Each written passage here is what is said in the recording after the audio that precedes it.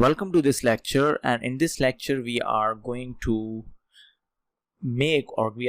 create a program which checks the leap year. So this program is totally based on if else and nested if else statement, because we are just clearing your concept with if else statement. So this program checks whether an year integer entered by the user is a leap year or not.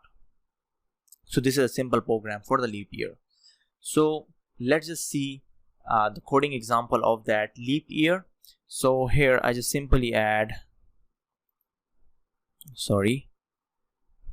and here I just write hash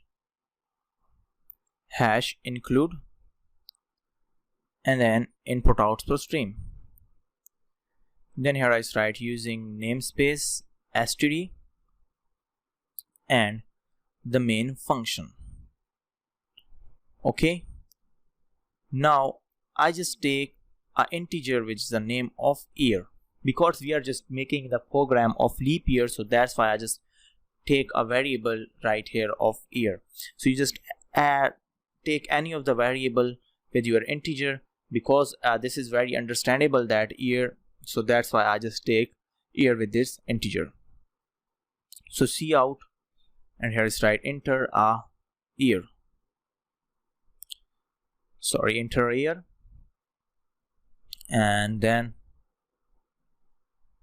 I just close this code right here and I just take the user input.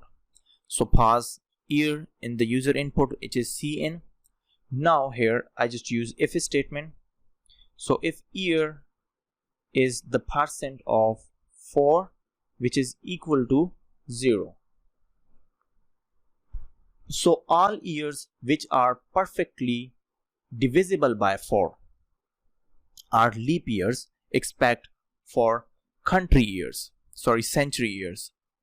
So century years end with 00 sign, which is the leap year, only it is perfectly divisible by 400.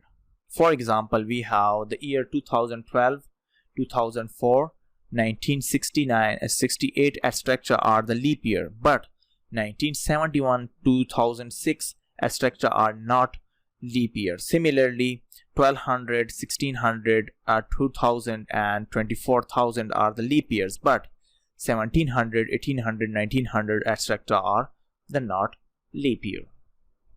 So this is a simply concept of that one. That's why I just divide years divided by 4. So this is a divisible by 4, so which is equal to 0.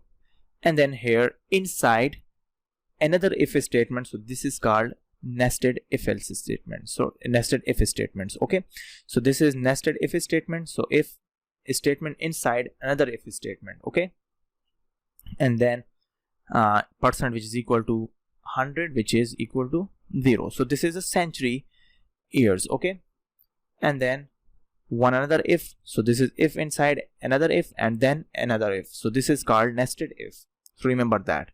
So year which is a percent sign of 400, which is equal to 0, and here I just write cout, which is the resultant value of year, and this will print the real year, and then here I just write year is a leap year.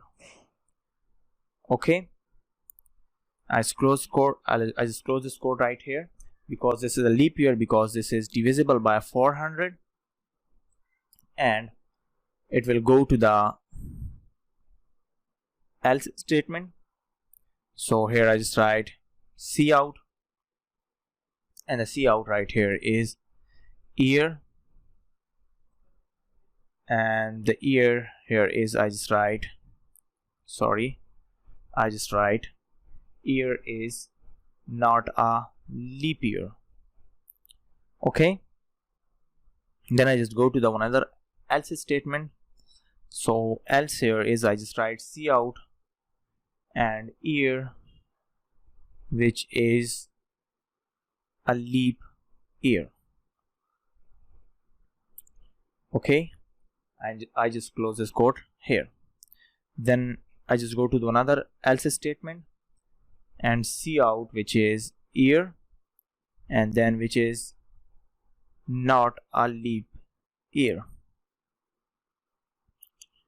Okay, and then I just close this code here. So return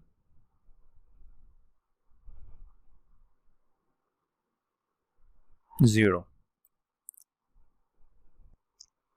So here I just remove this and I just add this here and here. Okay, now I just run this code right now. So you can see here it's executing and it's need a year. So I just write 2018. So you can see 2018 is not a leap year. You can see here. Now I just add 2004. So 2004 is a leap year because it is divided by 4. And in this program we are just using integer, which is year, then cout the result, which is enter a year. Then take the user input right here, then if statement for checking the leap year or not. So I just divide this by 4, and then if year, which is the percentage sign, means divisible by 100, so which is equal to 0, and then if year, which is a percentage sign of 400, which is equal to 0, so it will print this is the leap year because this is divisible by 100. If this is not divisible by 400, so it will print this is not a leap year. Then it will go to the else statement and then else statement again. So this is the not leap year.